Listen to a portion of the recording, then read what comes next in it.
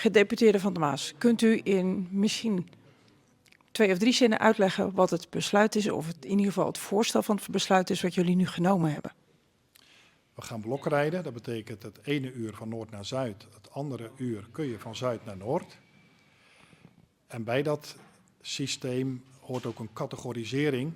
Wie mag er dan wel doorheen, wie mag er niet doorheen? En als je er wel doorheen mag, in welke volgordelijkheid van prioritering? Dat is het verkeersbesluit en dat heb ik meegedeeld vandaag. Ja. Die ligt dus nu klaar om natuurlijk een zienswijze op in te dienen.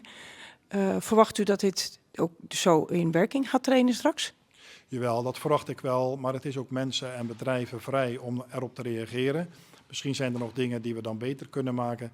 Maar ik heb al heel veel gesprekken gehad met partijen, zorg, onderwijs, bedrijfsleven, noem maar op. Dus ik verwacht dat het instemming zal hebben. De burger, iedereen in Zeeuws-Vlaanderen maakt zich natuurlijk druk over, kan ik wel of niet naar de overkant? Daar komen vast veel vragen over na dit voorlopige besluit wat er hier ligt. Hoe gaat u dat aanlopen richting 11 januari volgend jaar?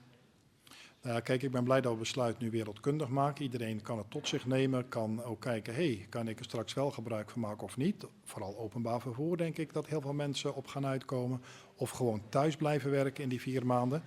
Maar wij gaan natuurlijk alles verder inrichten, regelen. Want het besluit is meegedeeld, maar het moet allemaal nog wel gebeuren. Ja, dat snap ik.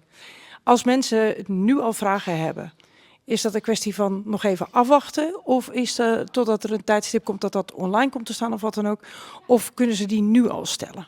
Tuurlijk, mensen kunnen dat nu al stellen. Werkaandetunnel.nl. Kijk naar de website, u kunt een mailtje sturen. Tegelijkertijd hele concrete vragen, bijvoorbeeld hoe zit het met die buslijn of waar moet ik mijn auto neerzetten? Die vragen die kunnen we nu nog niet beantwoorden, dat kan pas rond de zomer. Dit is een enorme klus om dit te klaren en dus moeten we ook allemaal even geduld hebben totdat alle dingen geregeld zijn, denk ik.